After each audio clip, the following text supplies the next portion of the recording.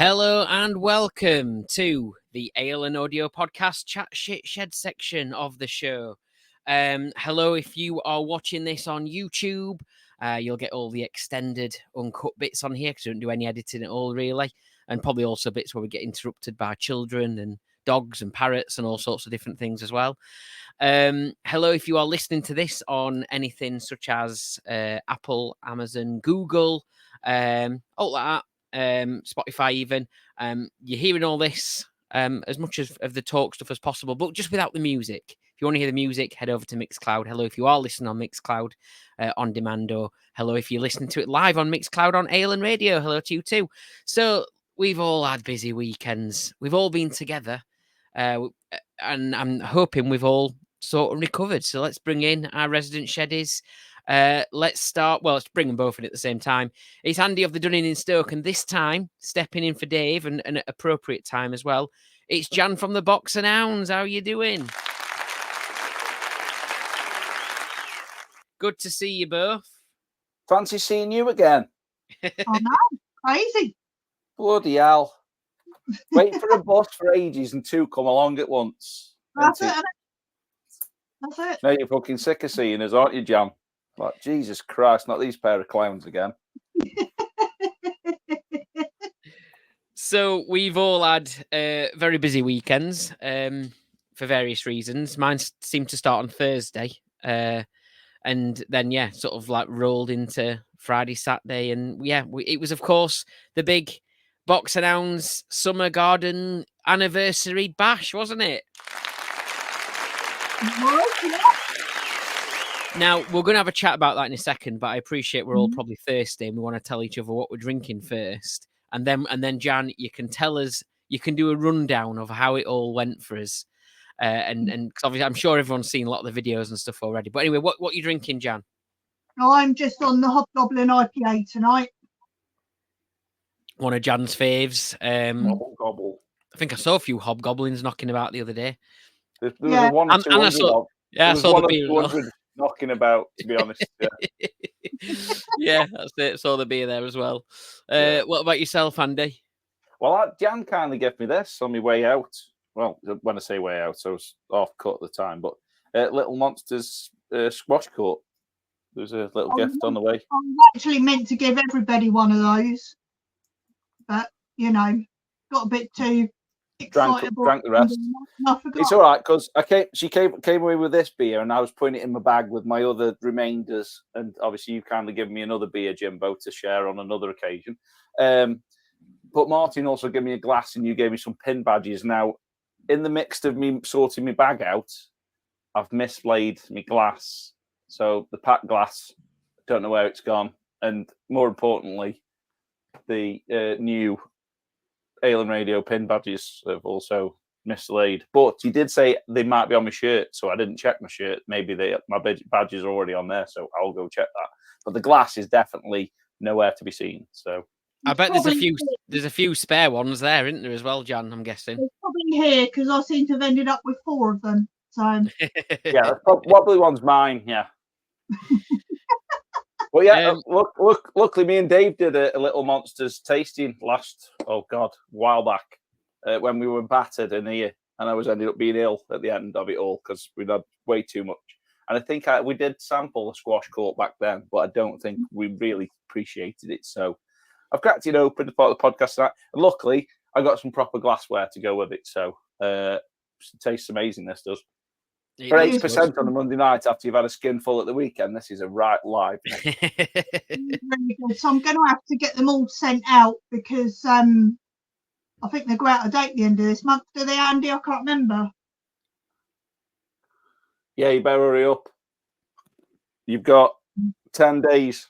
I'll get my arse into gear and get them sent out. But what you want to do is send them out the day before, and then when they get there, they have to drink them immediately. There you go. we should have just called it the Great British Beer Swap, your little gathering at the weekend, because we weren't a little gathering, a huge gathering. Because I've done it. We got a beer as well from now Andros and Abbey kindly gifted me this from Liquid Light Luma, a 6.5% NEPA. Look at the thickness and the colour of that. Look at the colour of that. Yeah. So that nearly went missing a few times. That did, because you kind of stored it in Jimbo's treasure chest. I had my own treasure chest, didn't I? You had your own little Jimbo's treasure chest. Inflatable treasure chest. And a few people went, and I saw a few hands going into. They went, "Oi, that's the boss's chest." Don't get off it. Well, I like, brought. "Oh, are these beers not? What's it?" I says, "There's loads of beers in that bucket over there. Go bob in that one." Yeah, I had put the beers in the chest for anybody, but I should have. But then I quickly realised actually one of the ones I put in there had been gifted, so I scooped it out. But yeah, Andros and Abbey, and this is Andros Beer Selfie's Desert Island beer. So he said he wanted me to try it, and they kept checking in. You've not lost it, have you? You've not lost it, and I've not. It came on, we got all the way back, and here it is.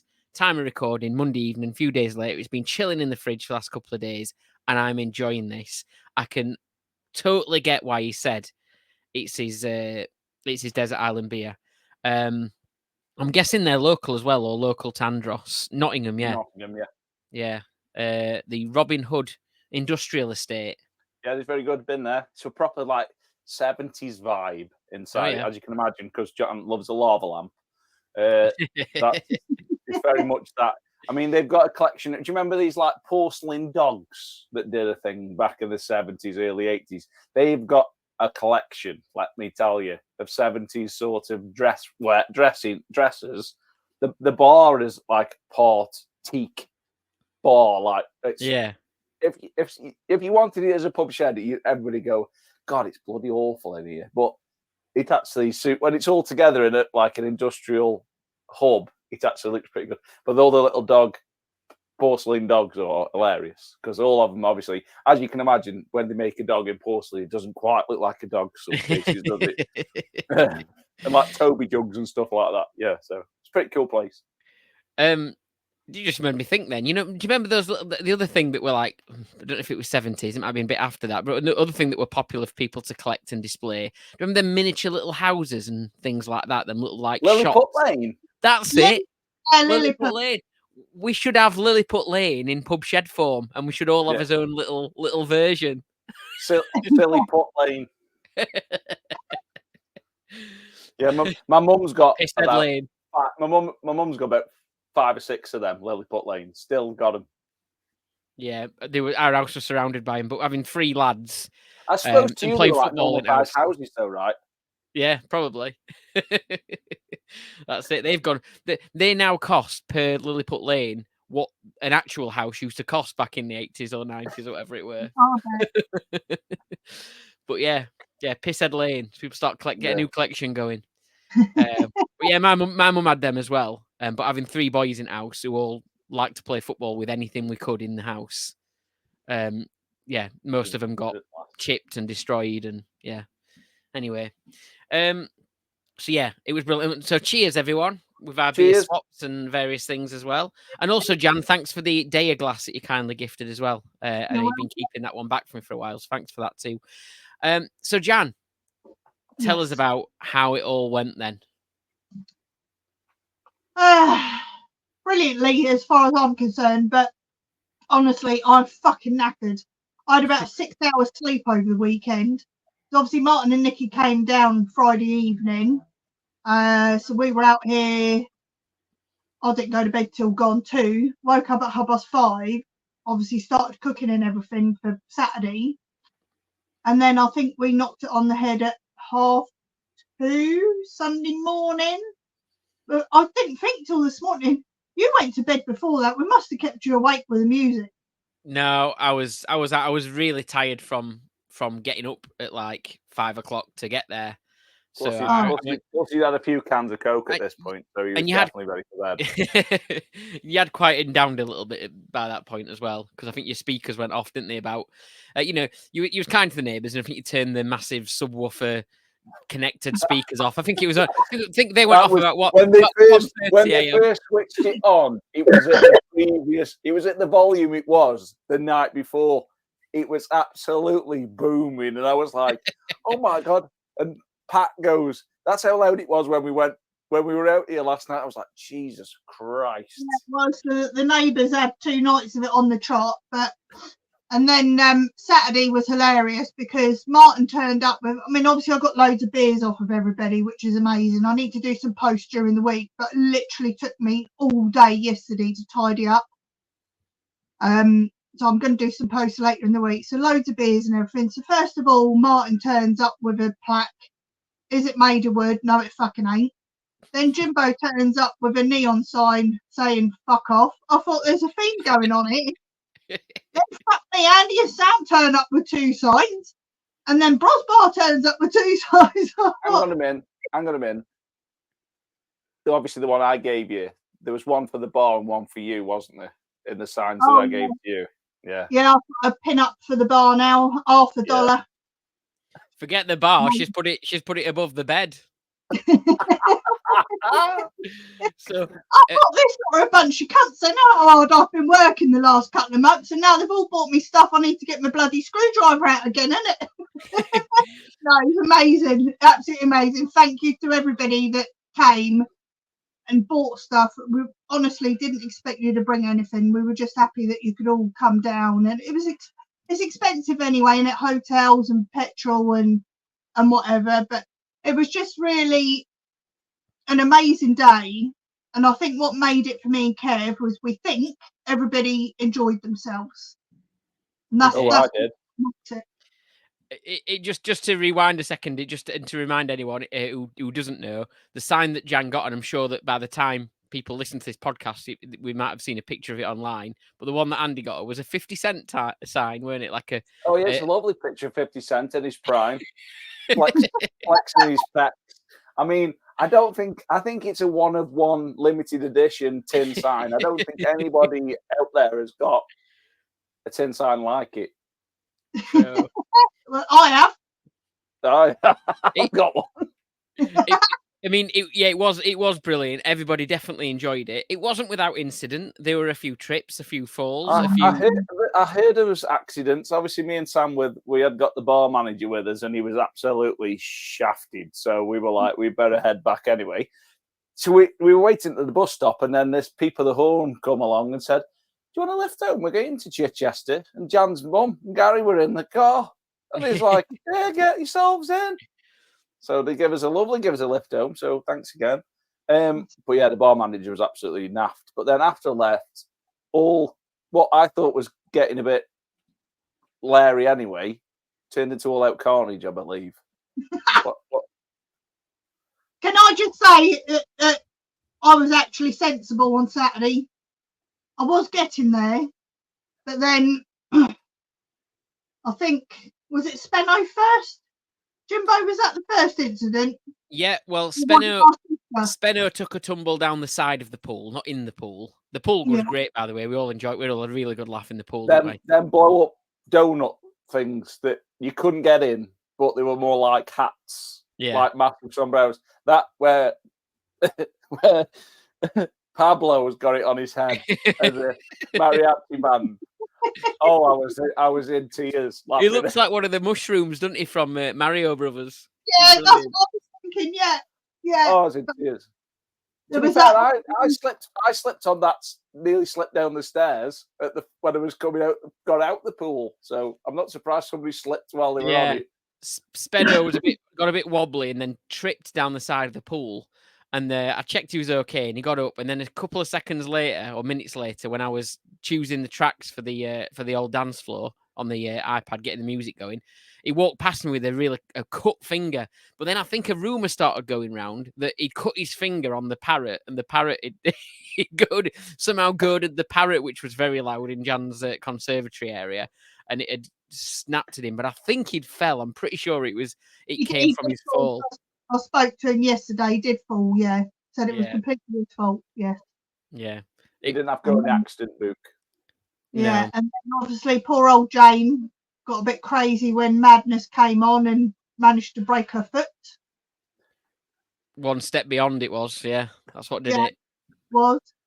And then I had my sister puking up in the bloody conservatory. And then I was up yesterday morning to my nephew had puked all in the bloody bedroom. I was like, oh, but hey, it's all a good laugh, isn't it? It was brilliant. She had a great time. Sheila loved it, dancing with Craig Johnson. Yeah, She did. Yeah, bless her. Yeah, it's normally me that gets dragged up because she does like a dance, and not everybody. Laura said you knew her name was Sheila because Craig had been calling her out in his sleep. It was brilliant though, the way she did it. She was like, "I want to dance to this song, and I want to dance to it with him." And she pointed at him. Like, she ran past. She was like, "With him," like that. And I looked at Craig and went, "Oh, you've been called." Summoned. Oh dear.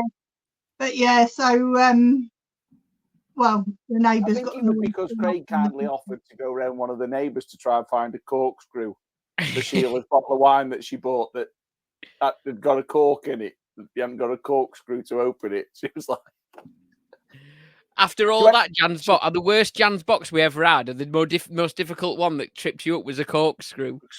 No corkscrew. I mean, got one. Well, who has wine with corks in it nowadays? Good point.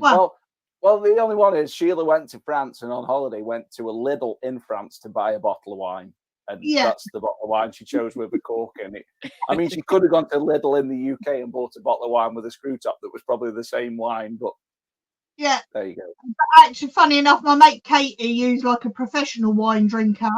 She said, "You got a door key, a Yale key?" I said, "Yeah." She goes, "Get it, and then I'll open the bottle." So she just put the key in the top of the cork like that. Bosh, wine was open. Lovely. Brilliant. Well, we all had a great time. Thank you very much for hosting us, Jan.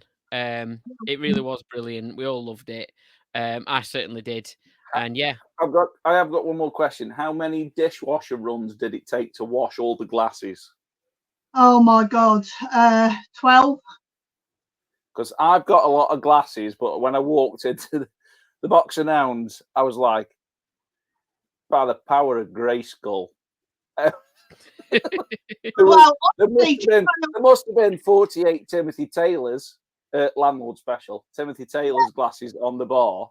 And then there was just these random, like, there was one point where we were doing cocktails with pink gin. I forget what you called them, but suddenly another pack of like new glasses turned up and opened, and your friend Chelsea was like, she's got all the cardboard. I was like, what's going on? She's like, oh, just got some new glasses for doing this. I'm like, Jesus Christ. Yeah, I got the Timothy Taylor glasses from Facebook. I said to Kev, oh, they'd be great for the party. And obviously the highball glasses for the cocktails. And I thought, oh, that's perfect. So I could just give everybody a glass. They can drink out of that all night and fucking take it home with them because I've got enough glasses in the bar anyway. But no, somehow there was all the Timothy Taylor glasses, a load of other pint glasses. Obviously, people had put the drinks down and forgot where they were, and they'd just come back in and grabbed another glass. But Jimbo will tell you, because obviously he stayed Saturday night, my fucking kitchen was just, you couldn't see work surface, just absolutely full. My dining table's full, just glasses everywhere. There was a musician in there going, ding, ding, ding, ding, ding, ding. I tell you what, Jimbo, I had jammed potatoes in my gob. The healthiest thing I've ever had in my life. Jesus. Sam goes, these samosas are spicy. I says, get your chops out of these tatties. Unbelievable. We cannot go without saying the quiche as well. Oh, what a quiche that was. Supreme. I smashed so much of that quiche later on. That's why you went to bed early. Too many carbs, mate. That's it. You built yourself off. The thing is, you know, I mean, I go OTT anyway, and so does my mum. We threw so much food away on yesterday, because I didn't have any fucking fridge space for anything else, you know. So we just had to throw it all. Oh, but never mind. You should have messaged me because we went down the beach after. We could have called in and got a takeaway. I should have just said to everybody. Could have done us all a carry out in the morning like a party bag. Yeah, could have done. Said like, come get some food and take the fucking Timothy Taylor glasses. I didn't want to. But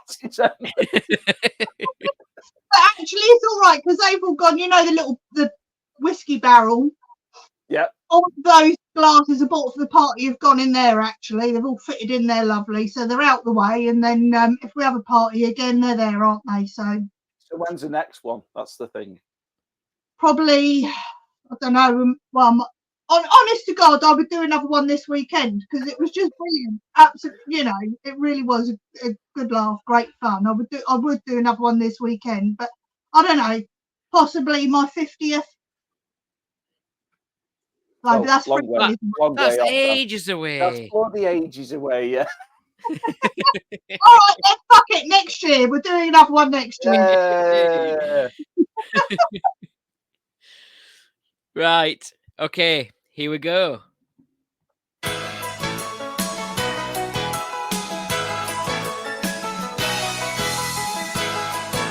time for Wish You a Beer.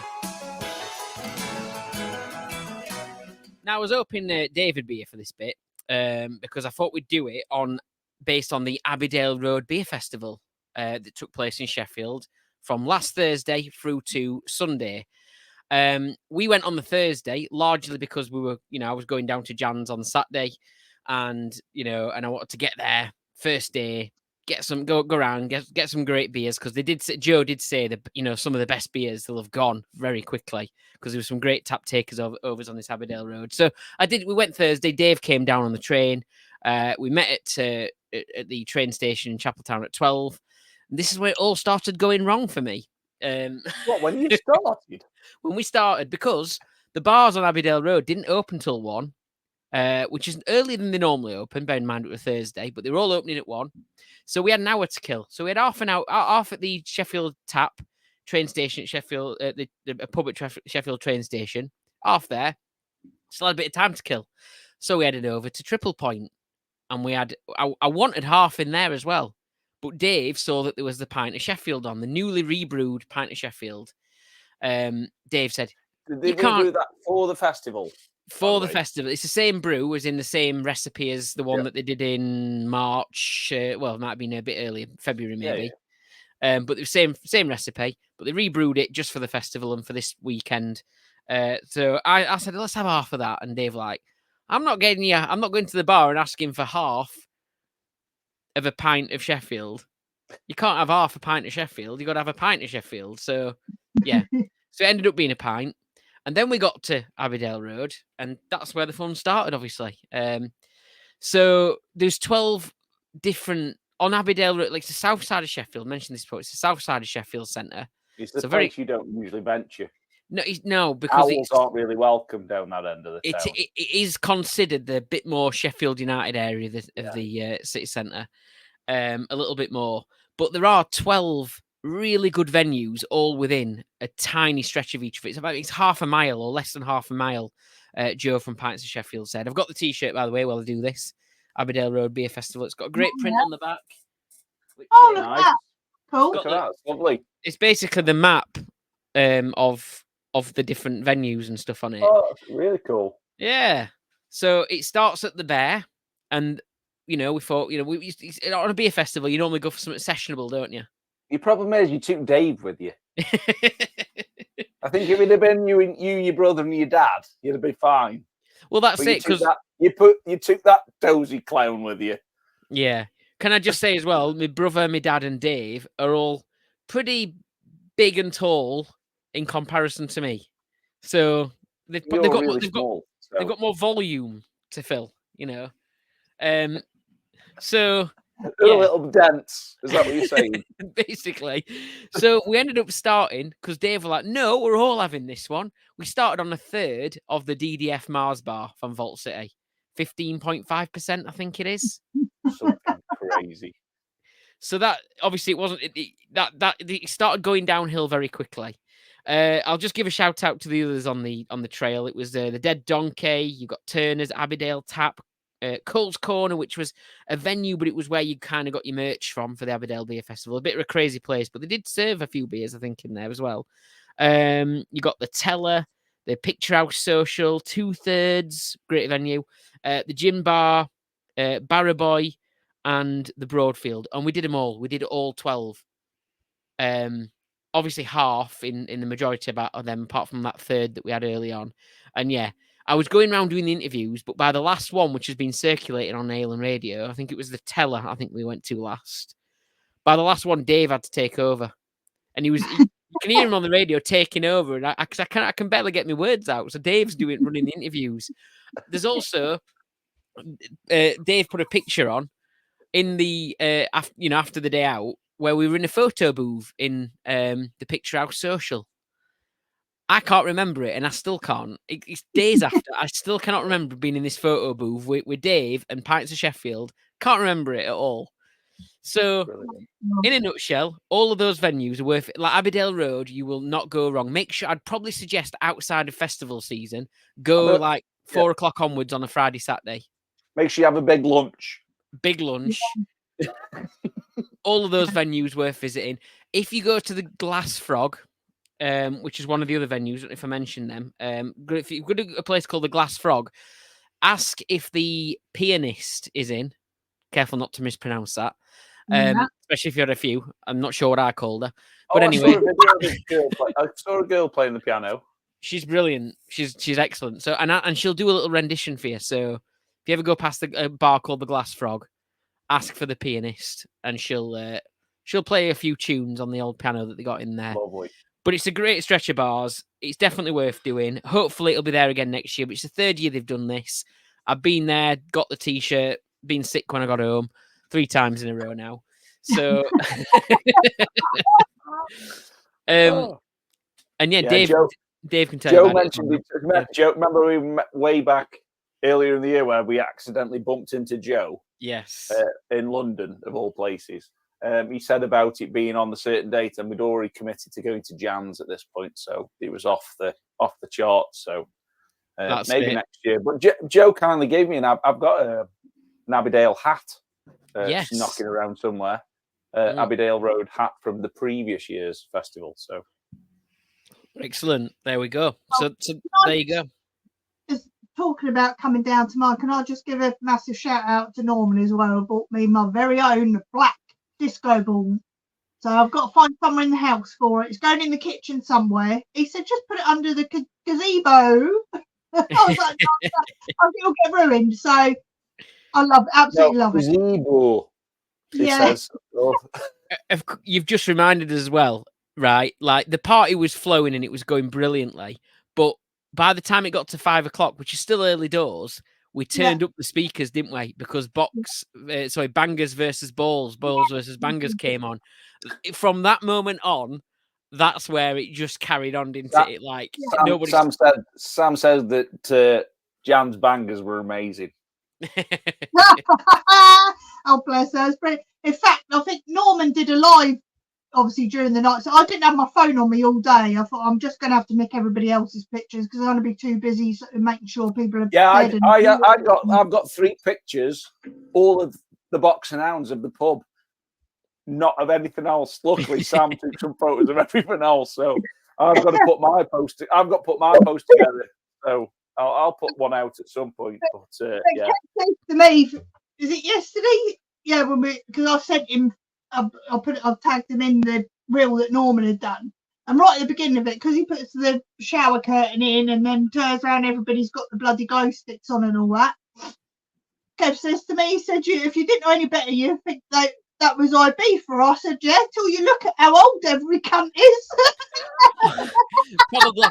Probably more like one of those illegal raves that they organise in the woods and then the police turn up.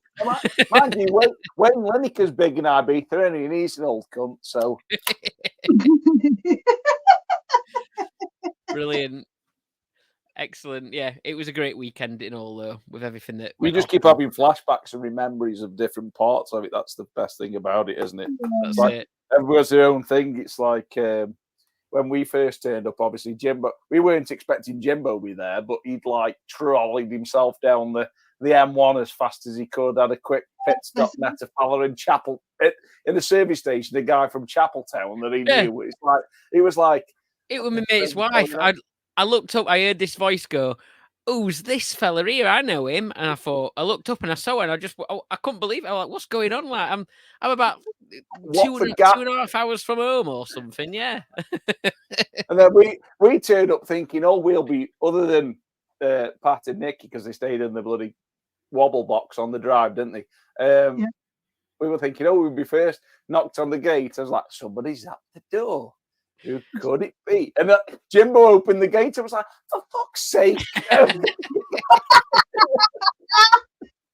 He made sure he got there as early as possible, Yeah. I think. Yeah. I think it was a good one where Sean and Lynn for the Bros Bar turned up, and it was like got Pat video going, there's somebody at the door. Right. Here we go then. It's time for a little quizzy.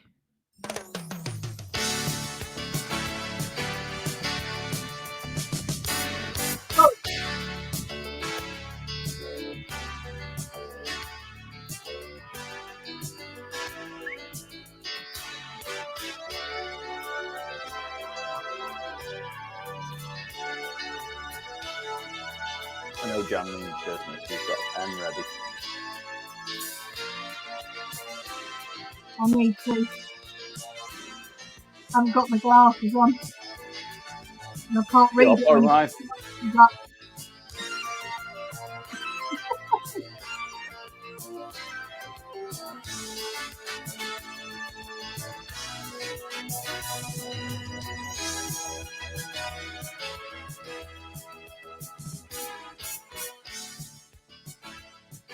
We'll edit this out. Yeah. You must be coming back down Portsmouth. You must have forgot these questions. He must have done. Right, while he's there, I'm gonna quickly run indoors and grab another can. Quick. Time you.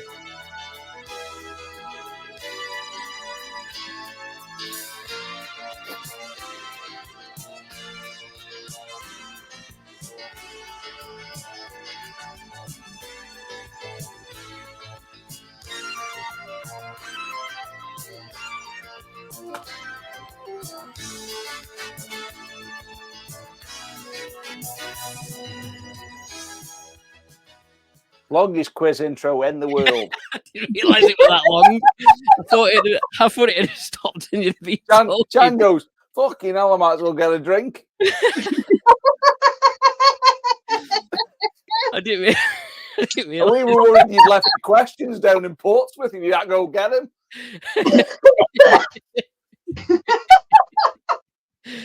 I didn't realise it was that long. I thought I'd just leave you talking amongst yourselves for 2 seconds. And it came back, it was still playing. Like, what's going on here?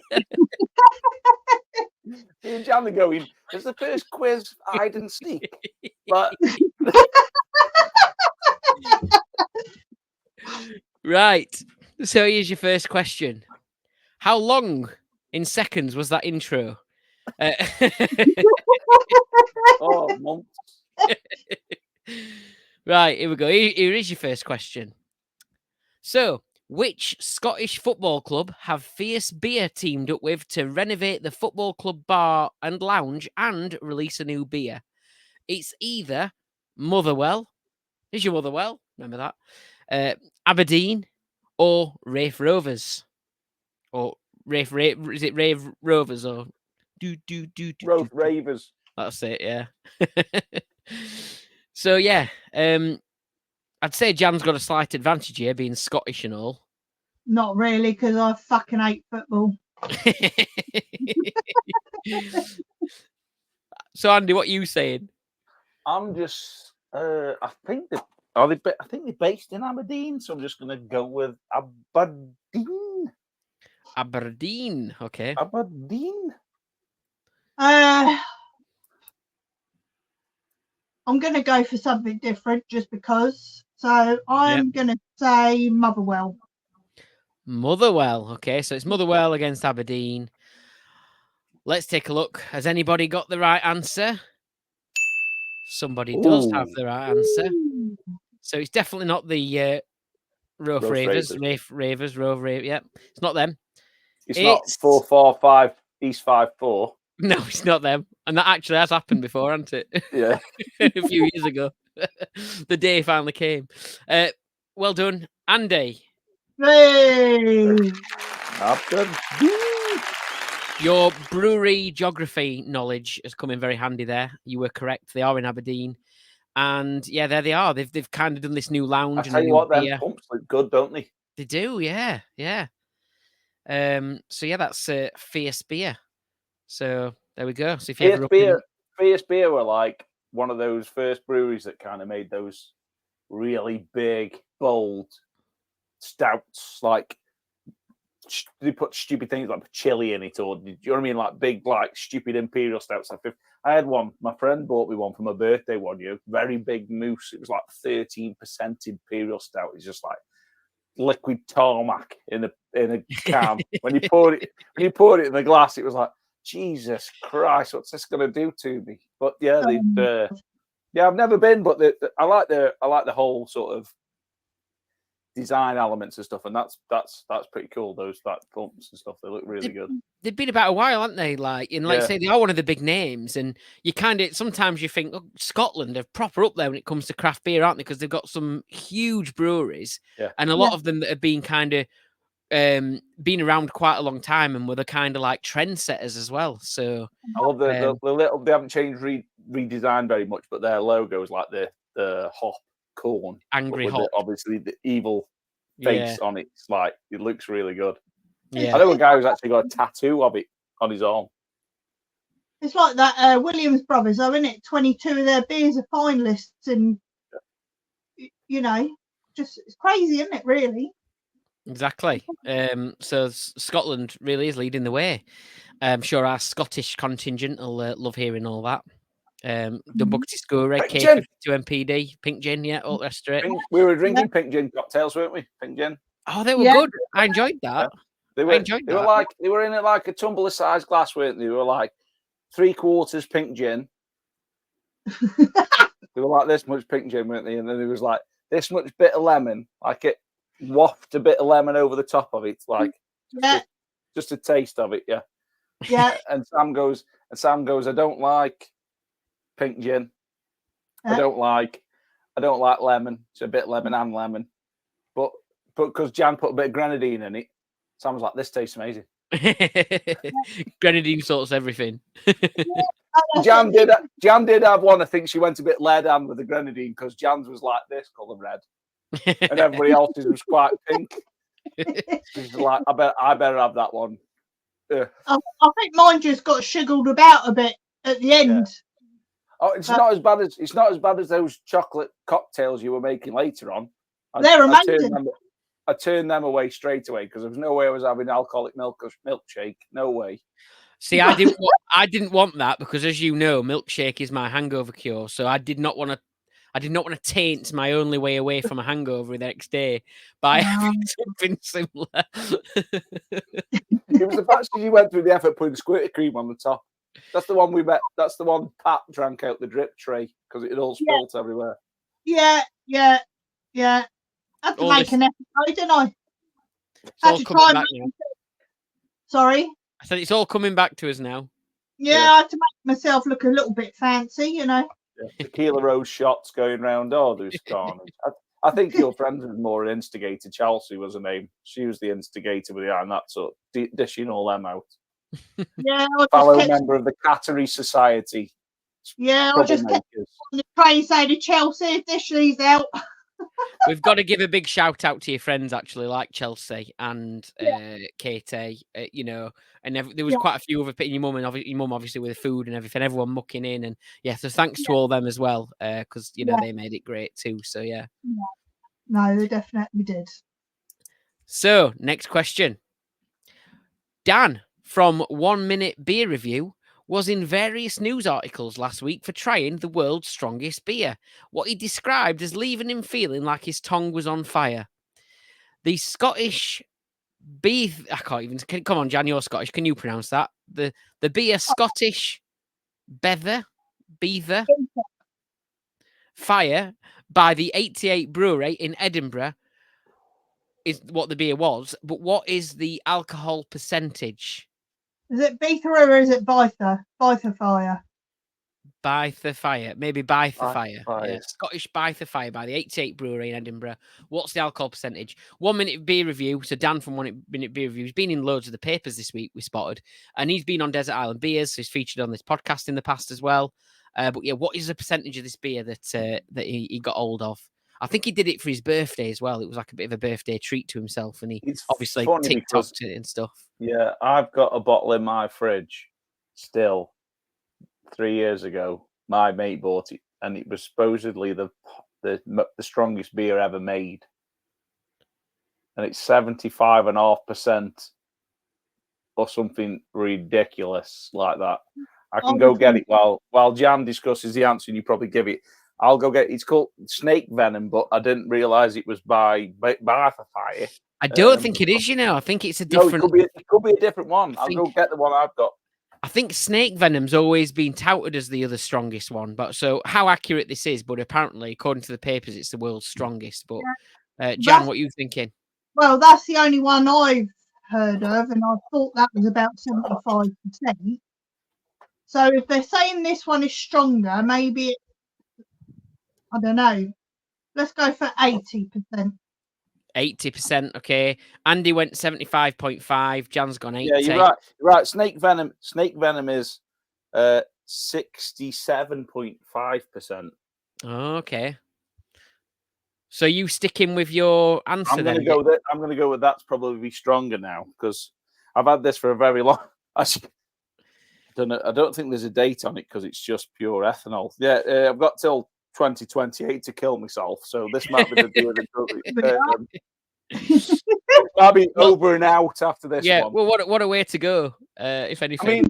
I mean, the funny thing about it is they sell it in these bottles like this, but then they also sell it with a glass like this.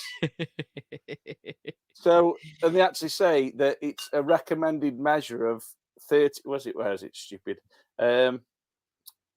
Best enjoyed in small measures with ice. That means you're going to have to share it. How with many of them do you get out of that? That is stupid, isn't it? Do you know what I'm seeing here? Next time in Jan's Box's party, guess what's coming with me? I'll give it a whirl. I'm also thinking that could be a great Dick and Ed live. I've still got that bloody oil you bought me. Yes. Here. You'll do one. I've still got that Christmas shot of oil in here. Yeah, it's 19.5%. Winterized pipes, isn't it, or something? Yeah, yeah. But yeah, so have a sell-by date on it. Luckily. So let's get the answer then. So Andy went for 75.5. Jan's gone for 80%. Is that right, Jan? Yeah. Let's find out who got the closest. It's Andy. Oh, fuck on. Yeah. So it's 75%. Look at that. Yeah. Got the same stupid warning label on it. So yeah, that I do think that could be a great Dick and Ed future TV live. Just that one beer. Thing is, Dave, being an idiot that he is, he'd drink it in a pint glass. Yeah, probably. Yeah, it'd be his first. It actually says on the label when I was looking for the sign. It says on there. David chews it as his first beer at a beer festival where he's got to have 12 more drinks. Yeah, let me just cover my face so you can read it. Thanks, Dave. Let me just cover my face so you can read the label. Oh, all right. It's working. So yeah, but there's 35 mil servings. There is a part 2 to this question. Go on. To the question about the world's strongest beer, which we said was 75% Scottish. What did we say? How did we say when to pronounce it? Scottish. Bither. Yeah. So the other question is this one: how much does the beer cost? Fucking hell. For a 330ml bottle? This was expensive. This was. Jan, do you want to go first this time? Yeah. You can have a go on the price first, but I know it was expensive. If you correct, it's like one of those fair, them like when you go to like a gala sort of fair kind of thing. You got to guess the weight of a turkey or something. If you manage to guess the price, you've got to have it all in the next episode. We're going to get you it. All right. If I guess the price, if that's the case, I'm going for £1. Well, I don't know. Would it be as expensive as a bottle of whiskey? I think it was. I think it was up at not like really stupid bottles of whiskey, but I'm saying like a standard bottle of whiskey. I was going to say around that sort of price, but yeah, you've got to think it's a tiny little bottle, isn't it? Let's do like a I know. Bottle you can pick up in the shops, you know, supermarkets. I'll say 30 quid then. 30 quid. Okay. Yeah, I was going to go probably a little higher than that. I know I think this was like 27 quid. Okay. Thinking in my head. But that's stronger, isn't it? So Jan's probably on the right. 30 quid. I'll stick with 27. I'll go a bit lower. 27. I'll go with that price was 27. Okay. So the correct answer, the points go to Jan. Oh my God! £45.95 is how much that costs. Jesus Christ. I won't be buying that anytime soon. No. Not that price. Jan, put it on your Christmas list. Kev will never know. But at the recommended serving, what did you say? It was 30 mil? This one says recommended serving.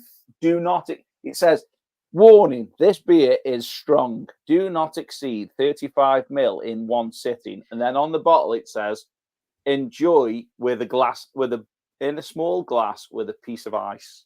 So it's like watering it down, basically. So at least you could share the cost of that bottle, and you could get how many people enjoying that? At least what, maybe? Well, it's nearly 10, maybe? Isn't it? It's nearly 10. 8 or 9, then yeah. So possibly 8 or 9 if you could easily enjoy that together. Right, come on then, Andy. You're the beer connoisseur. How the hell do they get it that strong? Do they put whiskey in it or something? No. They actually go one dangerous step further than that. Right. Ethanol. Jesus. I think it comes to a point, doesn't it, where you go, well, is it a beer or not then? But I did read about this new, this one that 1 Minute Beer Review tried. It's something about how many times it's been fermented as well and stuff like that. There is that part, but what they do is they actually put ethanol in part of it. No, that's not. Right. There we go. Because there's only so far you can push strength of alcohol from sugars fermenting. There's only so much you can do. So I think the actual physical brew one, that other famous Scottish brewery, got a little dog on them. They did an Eisenbach, which is kind of like the temperature's kept really chilled to get as much out of the sugars as possible, so the sugars burn over a longer period of time. I think they did. Everybody's heard of Tactical Nuclear Penguin, which was like a stupid percentage beer, wasn't it? But they did an Eisenbach with a, I forget the brewery called now, but they did basically a collab to try and figure out the strongest beer you could physically brew, and I think that came out at like 38% for a beer. So these, to get them to that level, have got to put something in. And the only thing I can think of is ethanol, because it's the only thing that literally is pure. It's like pure unadated alcohol, other than mixing it with some sort of, like I said, spirit base. But these are, this says this is the world's strongest lager. Now, you can't get that from mixing that with whiskies, can you? So no. Whether that Bertha, maybe that's been in some sort of barrel fermented process for a period of time. I don't know. My only concern about this question is that Spenno will get an idea and want to try it himself. So this is a warning to Spenno. If he's got 45 quid, go fill your boots. There you go. Ingredients. I'll cover my face. Does it say ethanol? Yeah, the first letter is ethanol. Yeah, I can see. Yeah. Ethanol, beer, wheat. So they must put it in right at the start of the process. But this is to get to 67.5%. So it's a whole, another country mile, isn't it, for 15%? So your next question then is a buzz-in question. So Andy, you can buzz. Jan, you might have to just swear. Choose a choice swear word. Yeah, no problem. Choice swear word. So here we go. I wrote a lovely message in Jan's anniversary card, didn't I, Jan? Yeah, you did. You said, I can't remember exactly because it was 2 days ago, but I think you did call us a pair of cunts. Yeah, I said happy anniversary You lovely pair of cunts. That's it, yeah. But it also said on the front, marriage, in big letters, and underneath it says, another shitty job you have to do after work. Yeah.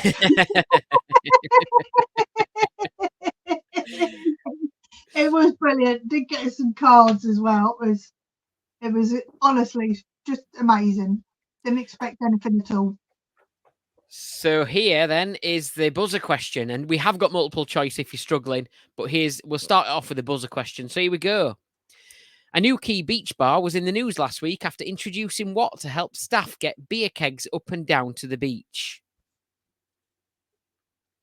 So what will this beach bar in Newquay doing they've introduced something new to help staff get the beer kegs up and down to the beach bar? I'm going to make... Can I have a guess? It's like a dumb waiter, like a lift sort of thing. Like a lift, okay. Um, I'm not going to give it. I'm not going to give it. It's close.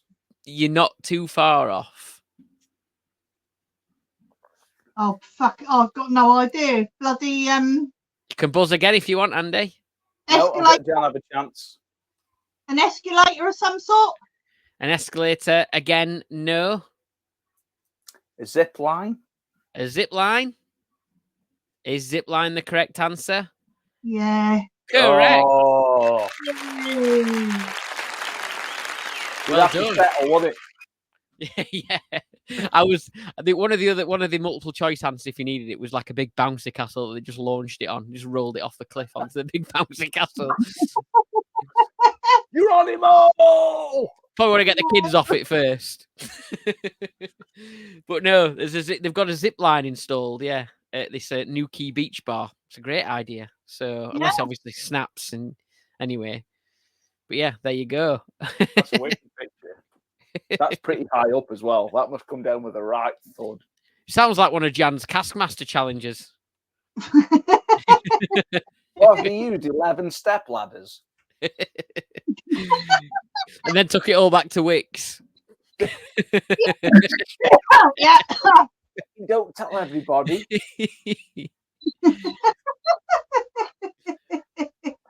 Next question is this one. Jeremy Clarkson, in his continued bid to get a license for his Cotswold pub, I think he's got like a part license, but he's trying to go a bit further with it. According to reports, he's planning on doing what? Creating a farmers only snug area, giving farmers free pints, or banning mobile phones from his pub. Oh. Obviously, he is a farmer, isn't he? You can't ban mobile phones from his pub. Towards that one. Most of his things on like pictures of him drinking beer at the minute, aren't they? His social media is basically full of him with fast cars getting shit-faced on Hawkston Lager. So he's not quite as daft to ban social media, you think? You can't really do that now.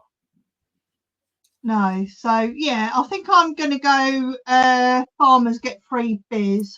Farmers get free beers. Okay. Andy? And I'll go with A, just to be different. A, okay. So that's creating a farmers only snug area. They might have A bales round so they feel at home. That's the great thing about old pubs. And Cotton Eye Joe on. I got married a long time ago. Where did he come from? Where did he go? Nobody knows. So, where did he come from? Cotton Eye Joe. Oh, we didn't have that one on Saturday night. That'd have gone down right well. Oh. That could have gone on amongst the bangers. Yeah. Yeah. I think it is on Jan's Bangers playlist for every Friday, though, isn't it? It's on the list, so you might hear it if you tune into Jan's Bangers on Alien Radio. But anyway, so Andy going for creating a farmers only snug area, Jan going for giving farmers free pints. Let's have a look. Who got it right? Has anybody got it right? Somebody has got it right. So your theory is correct. He's not going to ban phones from his pub. Let me get one right, for fuck's sake. Well done, Jan. You did get one right. Hey! Yeah. So he's we don't know if it's just the first pint or if he's just going to keep the local farmers sweet with the. It'd be like Why is the farming industry on its arse? Because they're all fucking shit-faced. Although I will say that Hawkstone Lager was bloody lovely, and it went down well on Saturday. That's what I wanted to talk about. I put that question in purposely to mention this. So I was saying to Andy that, look, I when I drink lager, I do appreciate a good lager. You know, when you've had things like your Budvar and your German stuff, and you do notice the difference. It's just better quality. You know that. But Budvar, I'll say this before we talk about this. Budvar is probably the best. They're backed by their government, aren't they, Budvar? Yeah. But that beer, like if you have it, when I see a Budvar tap and you've got those little stumpy glasses, there's nothing quenches thirst like it. That is really good lager, isn't it? And generally outside of that, I don't I don't really notice a huge amount of difference. I can never go, oh, that's a really good lager. You know what I mean? And I had this one, not off your perfect draft. I think the other one was Leffe Blonde, weren't it? And I'm not keen on wheat beers anyway, so I can't do wheat beers. Even Jan just went, fucking hell, that's strong. Yeah. The first quarter of that pint was fucking rotten, but after that, you kind of acclimatized to the taste, and it was actually all right. So I went for the Hawkston, and honestly, I thought this is really nice. This is like a proper, really good beer. So I was really impressed, and I wouldn't say I've ever been Jeremy Clarkson's biggest fan, because you know what Clarkson's like, he's a bit Marmite, isn't he? But honestly, he's done a good job with that, and his team, and whoever's done that for him. Honestly, it was really good, really tasty. It went down very well. There was nothing. I think I got the very last pint of it. Me and Pat at the end of the night, really late on, because I'd had a bit of a gap from drinking. I had a few soft drinks. Me and Pat went at the end. Should we see if there's any more Hawkston left? We're like, yeah. So I poured myself off, and then went, right, I'll get you off now as well, Pat. Went to pour it, and it just went. So he basically got a third. He got like a third of foam, and I had like the last half of Hawkston lager. Yeah. But I will say the 2 drip trays were like, I should have stuck a straw in them on yesterday morning actually, and sucked them before I took them out of the bar, because as soon as I lifted them, they just went everywhere. Where everybody, because I just went, I'm not standing there. The Leffe was lively out the tap though, wasn't it? Trying to pour that, it was going everywhere. But the Hawkston was fine. There was a few people showing off their skills. I said, "Who's this pint glass on the perfect draft?" She says, "Oh, that's for Kev. He just needs topping up." I said, "I'll top it up and we'll fuck it up for you." Came out and I went, "There you go, Kev. We got a massive big fucking head on it." He told me he's topping up. I put it down and goes, "I'll get a flake for you. I'll be back." Kev picked it up, went, "It's all right." There was a good mixture of perfect drafts pouring skills on display the other night, weren't there? Oh, I couldn't own a pub because I'd throw that much beer away. It's unbelievable. But can pouring, you're a master. Can pouring and bottle emptying. Yeah. There we go. So, right, it's time for this. I don't know how long it'll be, this one, but anyway, here we go. I got a pub shed in my garden and a bottle shop in my town. I love the craft and perfect draft and a 2-for-1 discount.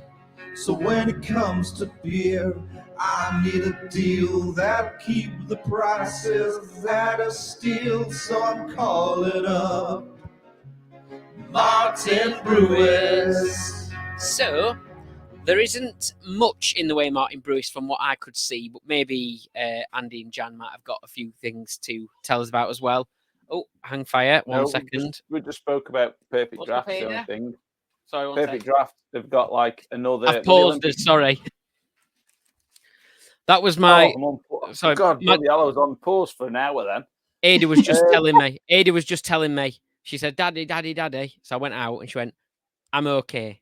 Like, is that sarcasm? Is that an early form of sarcasm in a 7-year-old? I'm not sure. Brown alert, I guess. Yeah.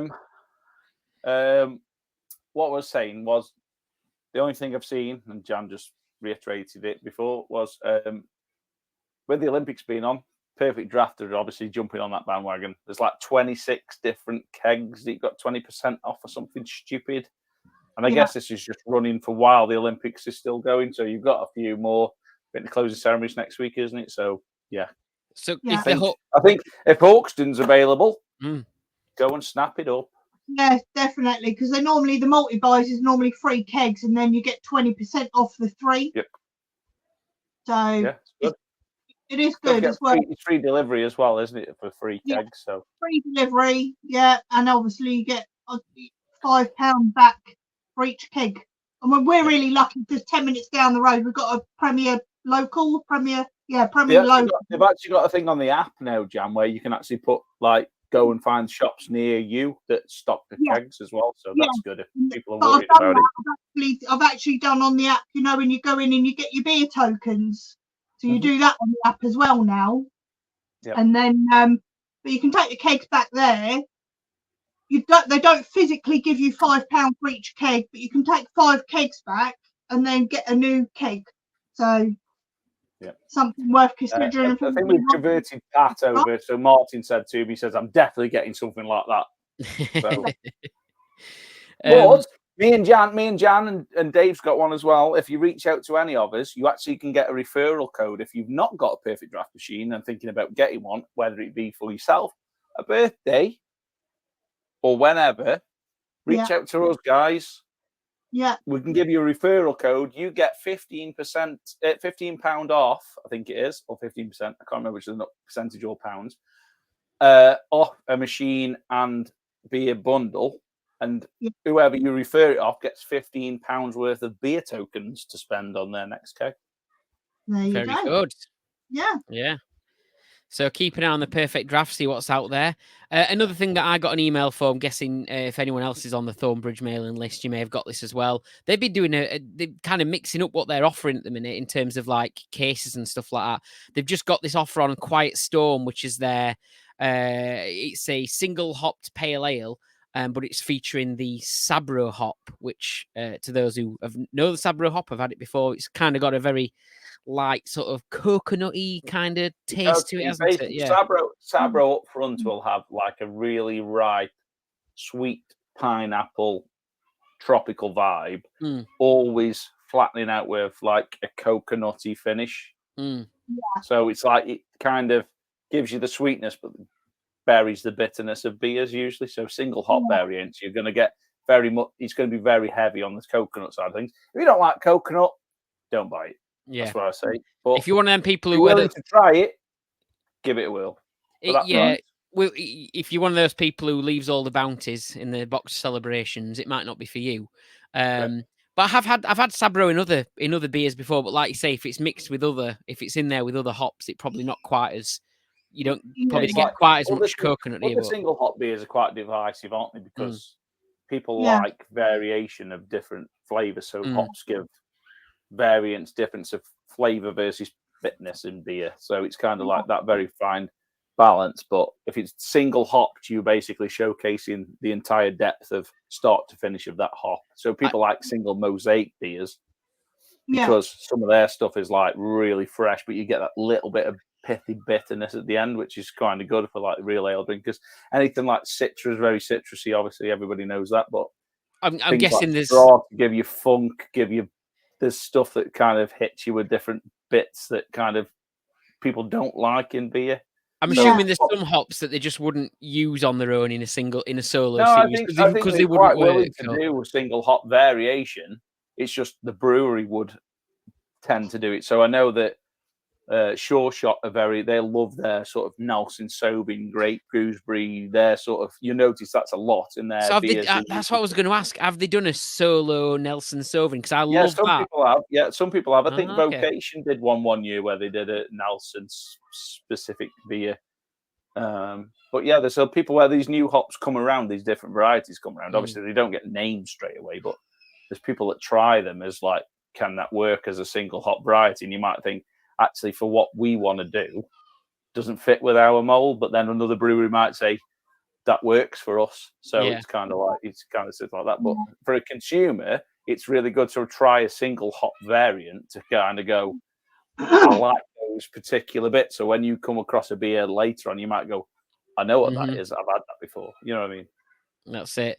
So yeah, going back to this one, the Quiet Storm, which is the one that's featuring the solo hop, the Sabro, 12 440ml cans. You can get that for 30 quid. As we've mentioned before, obviously for just 30 quid, you'd need to pay delivery. But I think with Thornbridge, you spend 50, probably get it free. Or if you know someone in Beer Club, give them a little nudge, get them to order it for you, maybe. Because Thornbridge Beer Club, I think people get the free delivery as well. So there you go. And the other one, this is featured before, but it's still there. It's hanging about. The Olympics, we mentioned the Olympics, but the 2024 Mega Beer Box, that's with Salt. You can get that, Salt Brewery. Spenno has mentioned Let Me Be Your Galaxy in one of his reviews and said it was a really, really good beer. And I think actually you can pick that up, itself from Sainsbury's maybe, because they've had a new beer drop recently at Sainsbury's.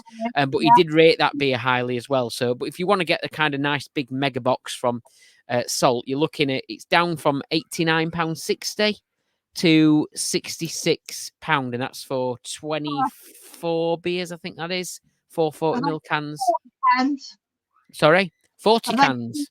Are they 440 cans? They are 440 cans, yeah. So, yeah. Big cans as well. There we go. Just really quickly, I have got one. So I sent to Asda to get some of these Hobgoblin, the Session IPA last week. And everywhere else is selling them a box of 10 for a tenner. At Asda, it's 3 boxes for 23 quid. I don't know what else they've got on that offer, but for all the people that don't drink craft beer, because, let's be honest. There's a lot, yeah. I don't know what else they've got on offer. Especially if you've got multiple paddling pools of that are needed to be filled with beer for a party at a weekend. Those 3 for whatever it Asda's and Tesco's and wherever else has got on. Perfect. Yeah. Asda seems to be the best place at the moment for those kind of deals. That's it. I think. What did you say? 3 for 23 quid, was it? 3 for 23 quid. So 30 cans for 23 quid. Can't argue with that. Great for parties as well, like yours, Jan, isn't it? If you want to stock up and make sure you've got plenty of things in for people. My question is, Jan, how much of that beer have you got left? Fucking too much. So if you're in the market to pay postage, you can reach out to Jan, and that's a Martin Brewis deal in itself. She can box you up a mystery box of birthday, anniversary-based beer beverages in a box. Yep. Pay delivery, mystery solved. And it's service. It's a service with a smile and a few swear words as well. Yeah.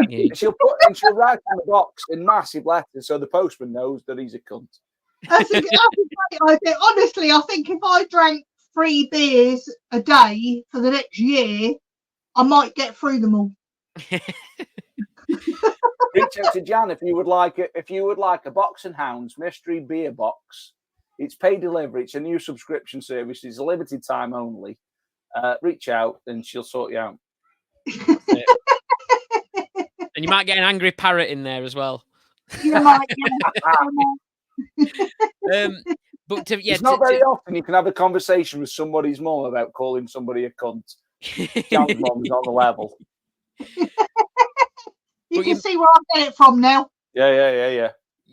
But yeah, you made a point about the, I mentioned Asda and stuff, but it is, at the time recording, it's 5th of August. We know what happens at the start of every month with our supermarkets. They all refresh their offers. So Tesco club cards will have changed onto different beers now. Asda might have got a few different deals on as well. I know that Asda tend to do their big box craft beer, but talking back to craft beer, their boxes on the bottom, it might switch between vocation ones or your brew dogs or whatever. Tesco's 4 for 3 suddenly ticks along, doesn't it? That sort of stuff usually ticks along. It changes what beers are involved, but it usually ticks along. In the next few weeks, I think my maths is right, there'll probably be a new influx of supermarket beers, so keep your eye out for them. That's it. And the final thing I want to finish off with is, as we always mention, Ale and Radio is really the place to be for up-to-date beer offers, because as soon as they come in, Jan sends them in the past as well, Spenno sends them through, people send them in, we record them straight away and get them on there. Now, the other thing that our very amazing, very clever technical guy, Aidan at the Two Daxons, doing for us, which I think is a brilliant idea, is what people can do is they can submit news stories at the minute that'll go on our stream wall and, you know, on the website and stuff like that. But we thought it's going to be really good now to collect that for beer offers. So now, people at home, if you spot a beer offer, hopefully very soon you'll be able to go to our website, alenradio.co.uk, submit the beer offer that you've seen, the link maybe, and a bit of detail about it, and that'll go straight on our website automatically. So we're going to have a Martin Brewis page where you can find all of the offers in the same place. And breweries, if there's breweries listening, or if you know of breweries who like doing offers and like getting more customers, get them to type it in themselves on the website, put it in themselves, put their offers on there.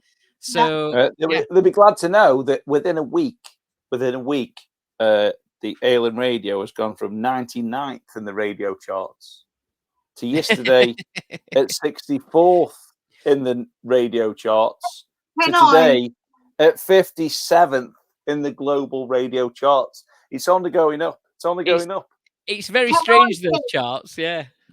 Can I give Ale Radio a massive, massive shout out actually for Saturday? Because I said to Kev, I'm just going to put Ale Radio on. I'm not fucking about with putting playlists on and all this, because obviously I knew Balls versus Bangers was coming on at 5 and all that. So I thought, we'll just put Ale Radio on the background.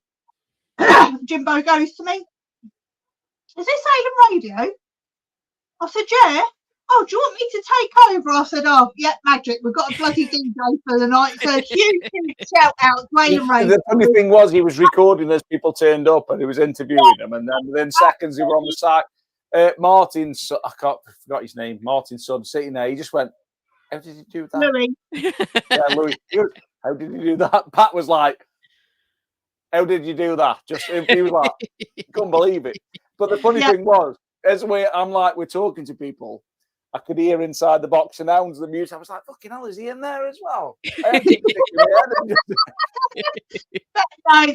you so much, Jimbo, for doing that. And Ale Radio was amazing on Saturday. Absolutely amazing. Ale Radio went live and turned into a live DJ set, because obviously Ale Radio has got lots of talky bits on it and stuff like that. And after Boxers Bangers came on, it was like, right, that was brilliant. Ale Radio was brilliant, but we want to keep the music going now, so decided to kind of just go full DJ mode. So everything became DJ mode. Right, but yeah, absolutely amazing. Thank you very much. Thank you. Self-applause. Thank you. It was enjoyable. It's a good job I didn't drink too much, because it could have turned into a right mess. Could have had the Wombles on and everything. I put the request in for the Wombles. Did you fucking ignore it? Right, here we go. Norman. Hello everyone, I'm the Compare Without Compare, and here at the Ale and Audio Pub Shed tonight, I'd like to introduce Sheddie Mercury.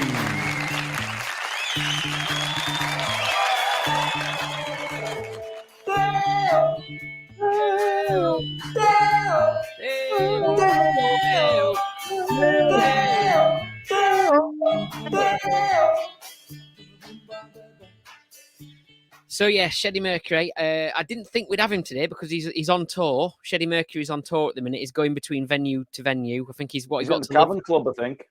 Yeah, tonight. he's been to Liverpool. So you know, he's performing there. He's performing here, there, and everywhere. But he very kindly took time out. He's one of the last remaining Beatle impersonators. So that's it. He's on there tonight. Yeah. Well. He was so busy that he had to do it like carpool karaoke. So it's like you can tell he's had to do this in the car. So I bet Michelle was wetting herself. So here it is. Have a listen to this. What is our pub shed turn? Sheddie Mercury singing today. There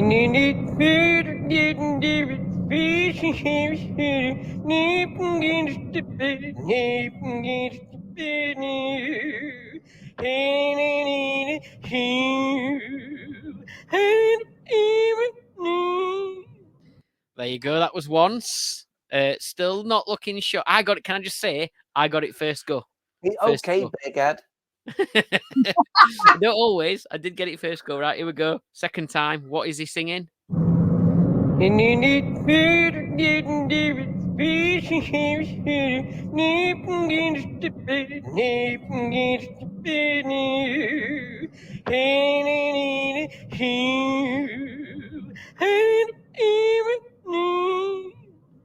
I was trying to do some clues for you then, but you weren't looking at me. No. Because Do you want me to you try again? have to shut your eyes to listen. Right. Yeah. Right. I'll do it again. 1 second. All right. Gives a clue then. I hope this clue's correct and I've not messed it up, but I'm pretty sure it's from. I hope you've got the song right now. I think it's from this particular film.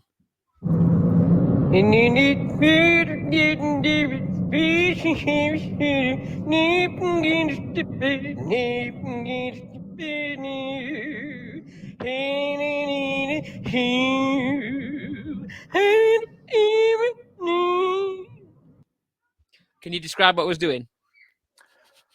It's like not some sort of robot. It's not the mannequin, is it? Yeah, it wasn't Peter Crouch the musical. Any ideas? Not a clue. Not a clue. No. Have you got any idea? No, I have a bollocks. We'll have to roll it over, but do you want to describe do you want to describe to listeners what I was doing? He was milking off an invisible cow. If you had a mannequin and somebody was using strings to move the arms about. So that's kind of a clue for you. So we'll have to roll it over. Like a marionette. Why didn't you put out them dance moves on Saturday, Jimbo? He was too busy DJing. He was. Right. Here we go then. So Yeah. we're doing something a bit older again now. Because cool. Yeah. Because guess what's back next weekend, Andy? What's back? Football's back. Football's back, which means it's time for it's the beer name penalty shootout. I could murder a curry. It's supposed to be football. I don't know, but the music set me right off. Get me some popcorn, will you? So the beer name penalty shootout, we did this years ago, and this is when we first started quizzing. So you're going to each have. I'm not doing full 5 because that takes a long time. So you're having 3 penalties each. Yeah. You've got to tell me if it's a real or a fake beer. Yeah. Okay.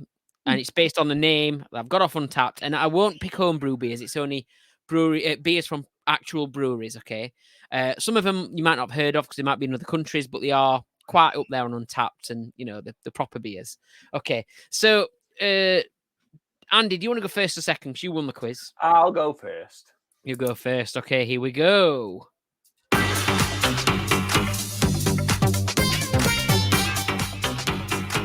So, beer number 1 then is Tongue Tickles. Tongue Tickles. Tongue tickles. Tongue tickles. Tongue. Is it tongue? Is it tongue or tongue? Tongue. It depends if it's ox or not. Oh, okay. I didn't know that. I'm only messing. I don't know. Right.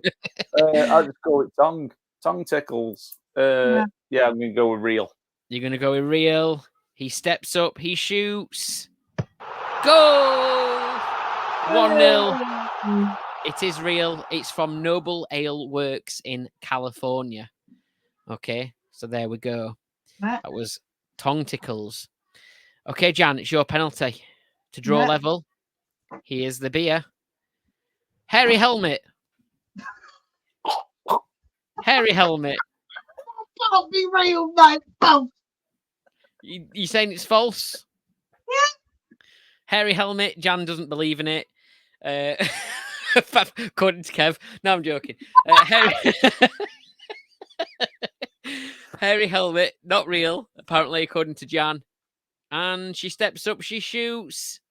She's missed. Oh. Hairy Helmet's real. It's pale ale for 4.7% from Leather Breeches in Leicestershire. They do a load of beers for the Pints 365, actually. So yeah, they're very sort of cask ale kind of brewery. I don't know if they do cask stuff as well, maybe. But they're from is it Ashby Dealers? I can't even say. Is that where Andros and Abbey are from or at? Or possibly. Yeah, I'm pretty sure it is. But anyway, yeah. So that's real. So no points there.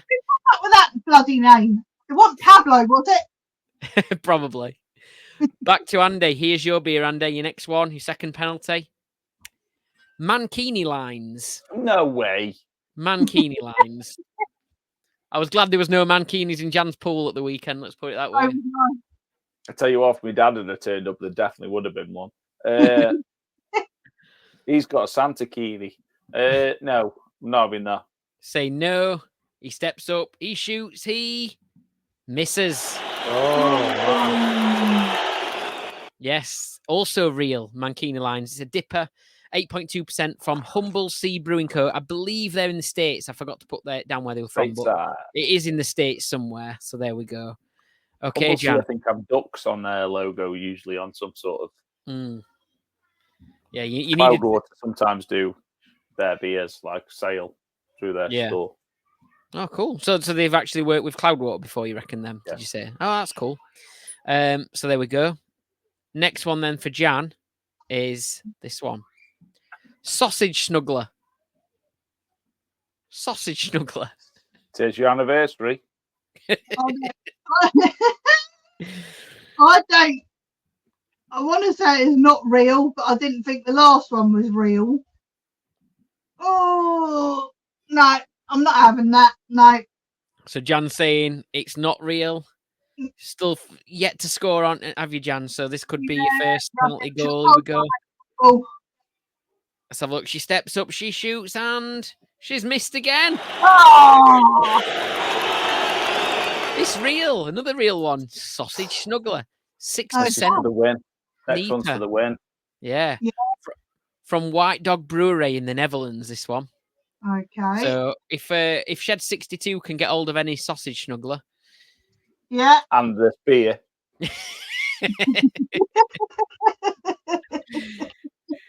So, Andy, here's your next for the win. This one. For the win. This is your last penalty. Here we go.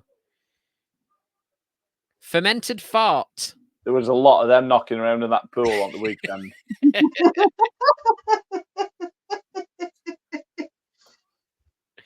Fermented fart. No, I'm not having it. So you think that's fake? No, nobody goes up to the counter and goes, "Oh, give us a pint of fermented fart, will you?" Well, some people go up to the counter and ask for a pint Granny's of nipple chasers, sausage snuggler, and whatever else. To be fair, they might be just asking for that generally. Yeah. So fermented fart. Andy's saying it's fake. He steps up, he shoots, and he scored. It was fake, which means he's won. Well done. But we've only got one penalty. Jan's last one. Exactly. So the last one then is bean flicker. Well, the last two I've said aren't right, so I'm doing a Dave here when he kept saying it was Andros doing the confession. So I'm saying this isn't real. It's not real. So you don't think bean flicker's real? I'm sticking with my guns. You don't think someone's going to go to a bar and ask for a pint of bean flicker? Who's going to go to the bar and ask for a fucking hairy helmet or what was the other one? A sausage what? Sausage snuggler. Who's going to fucking ask for them? Well, somebody. People with leather waistcoats and hats. Yeah, fair enough. But no, I'm just going to say no. This one can't be real. No. Well, people will be going to the bar and asking for a pint of bean flicker because it's real. God. You didn't score one penalty. It's a 4.5% golden ale from Odd Side Ales. Probably a good name for that brewery. We're making beers like this in Michigan. In Michigan, the States, that one. So yeah, there was only one fake one in all that. But there you go. That was our little penalty shootout for the upcoming new football season.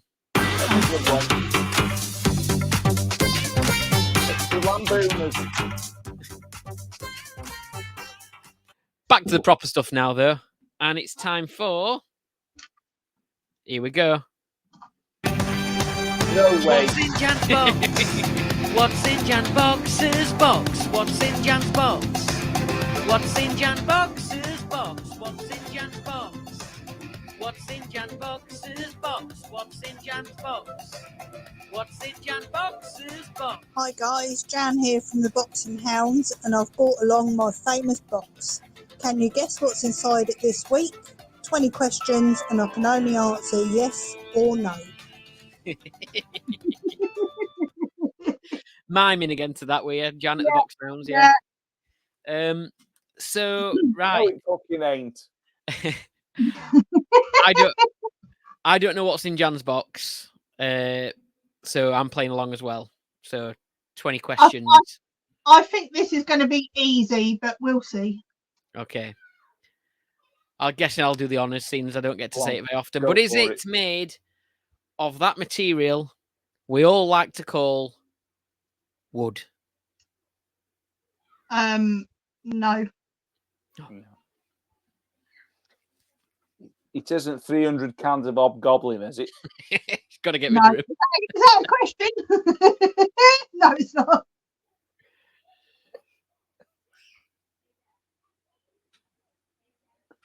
Oh, getting confused. So are you going again, Andy? Go on, you go. Me go. Is it made of metal or tin? No. Okay. Could have been a 50p sign. That's what you're thinking. I know what you're thinking. I know what you're thinking. Is it made of plastic? No. No. Thought about it though. Is it made of a material, like a textured, like a soft material, like cotton or something like that? No, it's not, you fucking idiot. I've never been on the receiving end of that yet. I thought I'd give you some. Is it made of glass? No.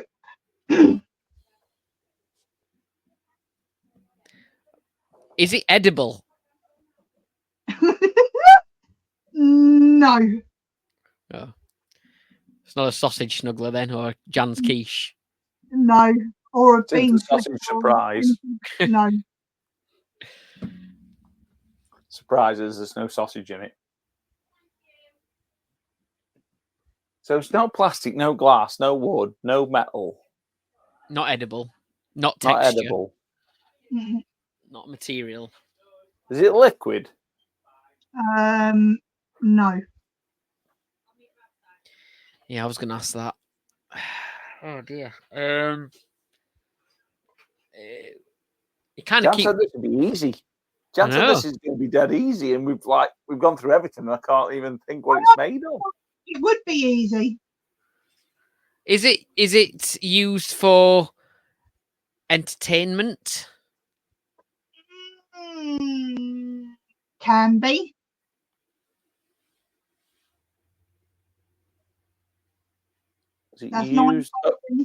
Is it made of rubber?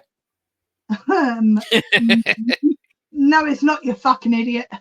It's not. Definitely, it's not Kev's mask.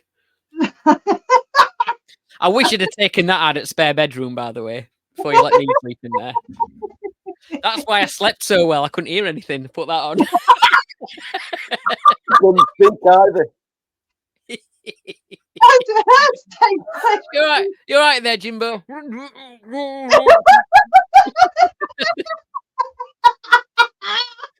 It wouldn't be so bad. It wouldn't be so bad, but he slept with them handcuffs on as well. You know, you wanted to make some more of those chocolate milkshakey cocktail things, and you couldn't find the whipped cream. Yeah. It wasn't so much a bed; it was more of a swing. My feet couldn't touch the floor. Yeah. Oh my God. It was ever so comfortable.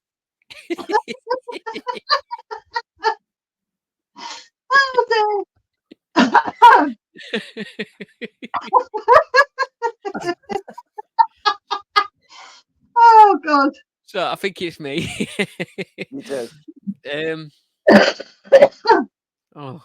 So we know what it's made of. We know it's for entertainment. Is it made of paper? No. Oh. Would have been a derivative of wood, wouldn't it? Of course, but Yeah, but I'm not Jimbo. If it was, you know.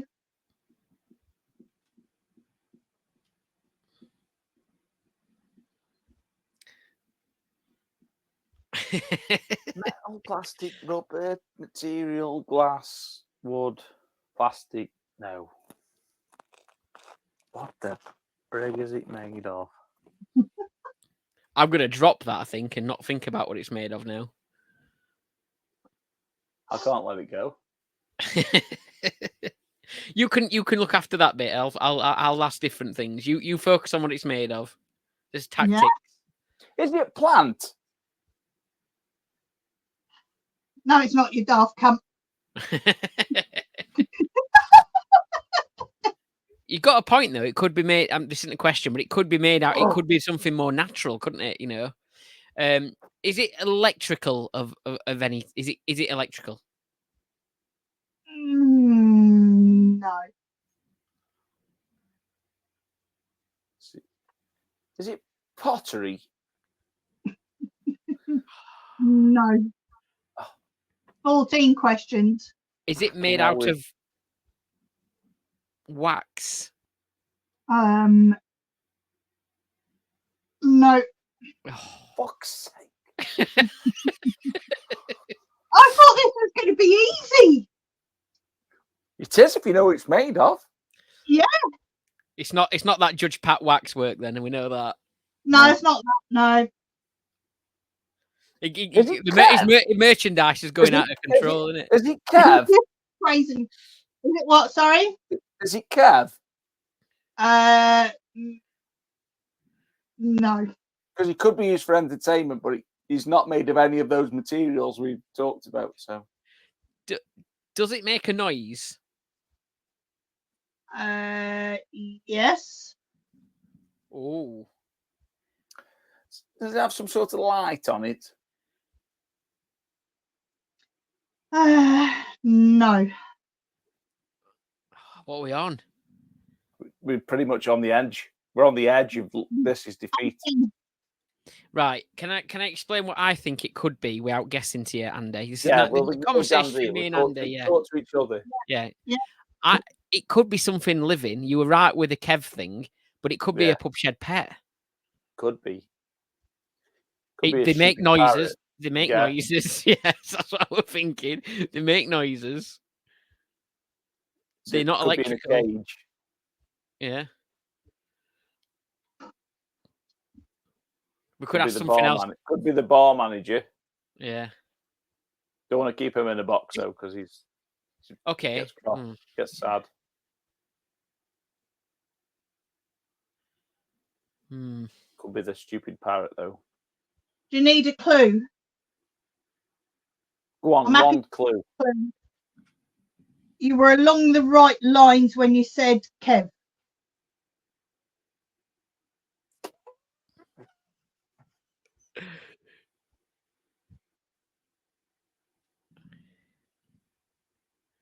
Don't start bringing up fucking rubber masks again, Jimbo. Entertainment. Is he Geordie by any chance? You think this guy? This could be this extra. If it's a person based. I think we need to step away from. It could just. Is it the bar person, the home bar owner themselves in Jan's box? Oh no, I've used the cross. We've only got one question left. You are kind of on the right lines, but I'm not being that easy on you. See, I don't think it's the pet thing now because we kind of were discussing that, and I don't know if it's.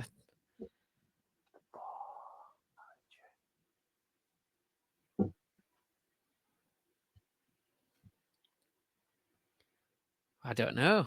This has got us. We've been done here. What's in Jan's box, everyone? Write in the Mixcloud chat or comment or Instagrammers, whatever. Did you get it before us? We're probably not going to get it. No. I'm going to go with the dog. that the last question? Is it the dog? Or, No. or another animal? No, you two are fucking useless. We've failed. Oh no. Best Jan's box ever. That we've not failed for a long time either. That's Well, awful. Right. well, we'll keep everybody guessing. Don't tell anybody what it is. We'll just keep everybody guessing. We can do it on Uncut. You can tell us what it is, but everybody else can hack off till next week. Well, never mind. Fail. Absolute fail. Right. Time for Pub Shed of the Week. Oh, which I do have information on. Okay. So everybody wants to go give, if you're not already, these have been about a while. And we kind of, they've one of them that gone under the radar and we kind of kept not forgetting about, but we just probably didn't spot them or didn't remember that we'd not featured them before. So very sorry it took us so long to feature them because they have been a while, but it's the_Highbury_corner_pub. And I messaged them last week. And they've got back to me with some great information, so I'll tell you a bit about them. So obviously I asked about, where the idea to have a home bar came from and everything and all that sort of stuff. He says, as he didn't have an outdoor space big enough for a pub shed, he's got a home bar in his living room was the only option he had. So this is actually a living room-based home bar. So second week in a row, I think we've had like an indoor kind of like house home bar. So the Jimbo. name of this... Yeah. I'm so sorry. You couldn't pause for a second, or you now Yeah, of keep course. discussing. I need to go to the loo. Oh, you go for it. Yeah, I'll be reading this out anyway. It's all right. So let me have a look. Where are we?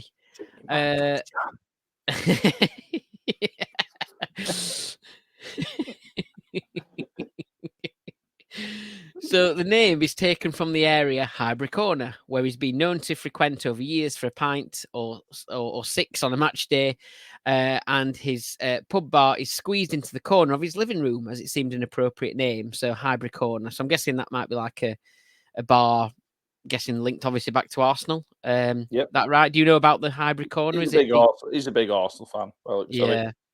He put it all together last August, so about a year old now. It was all very basic layout back then, but he's sure everyone knows it's an ongoing project. He lives right on the Bedfordshire-Hertfordshire border, and he's always wanted a pub shed or home bar, and it was for a mixture of reasons that he finally got round to it, such as work shifts not allowing him to get to his local pub, the rising cost of a night out, and poor quality, expensive beer pubs are now selling... the rubbish beer that some of these pubs seem to be selling, he sort of suggested. So he says his name's Mark. He's the landlord. He doesn't currently have a landlady, although Jane is his head barmaid, he says.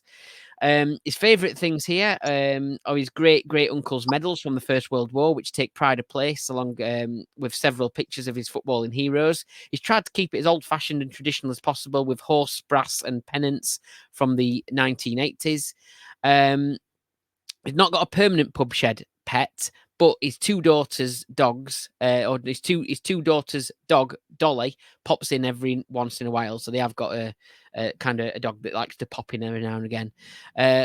Loz and Claire are his two main regulars, along with Jane, his excellent barmaid, and his two daughters, Poppy and Hannah, make an appearance every now and again as well. What happens in the Highbury Corner stays in the Highbury Corner, so there were no stories for him to tell.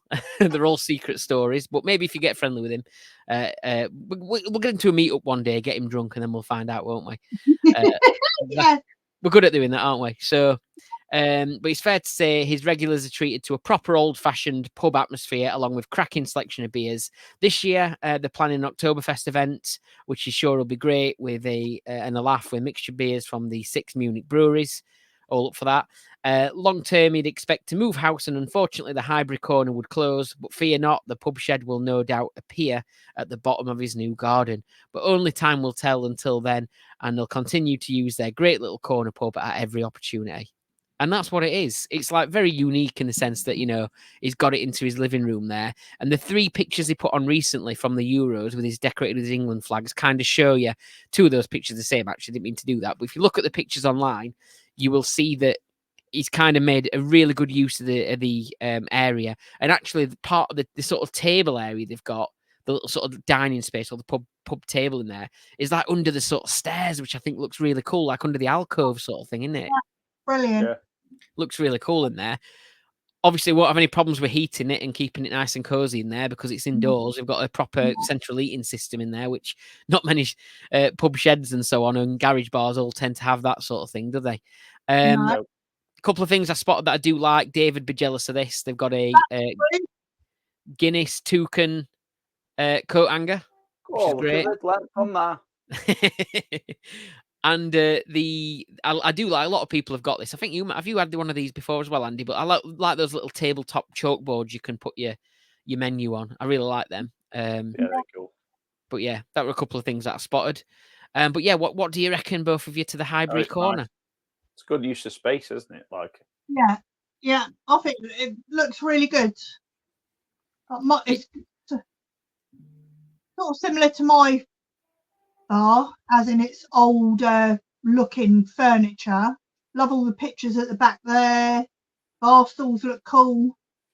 Just really, it's amazing what you can fit, as we all know, in a small space, isn't it? That's it. Just like Jan's box. Yeah, exactly. There we go. So yeah, I really like that, and I'm looking forward to seeing what he does in the future as well. But he's obviously enjoying that space for now, and you never know, it might go from, this is it, it'll never stop. Home bar life never stops once you start, does it? And he might have a big one. Might be booted down to the bottom of the garden when he moves house and all that kind of thing. Wait till you start buying fuckloads of Timothy Taylor glasses off eBay. It's unbelievable. It gets right out of control. So, what we got planned this weekend then? Have we all got quieter ones planned with it after the busy one last weekend? Yeah, I've not anything on this weekend at all. So, just chilling, I think. Because it wasn't just last weekend. It's been a crazy few months trying to get the garden sorted and everything ready as well. The beer garden, not the actual garden, but just the beer garden end of it it's just been manic. So I need. Yeah, Jan's is the only place I've ever been that has a garden and a beer garden as a separate entity. It's the only place I've ever been. Like, my garden is just the garden, and then the pub's in the corner. So it's kind of like, apart from the kitchen, the outdoor kitchen bit, but to have your own pub garden and a garden, it's amazing. It's absolutely massive, Jan's garden is. It is huge, massive. It must take a lot of maintenance. Yeah.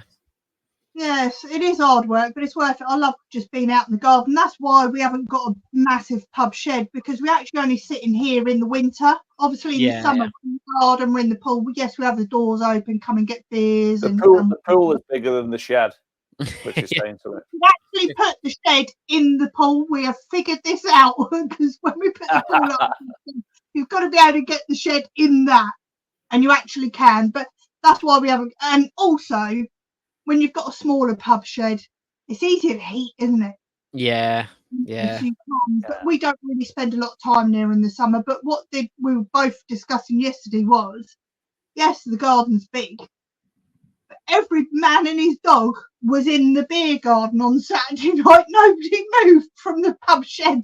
It was like, I don't know if you were all magnetised to it or what was going on, but I think that's it. The garden, but.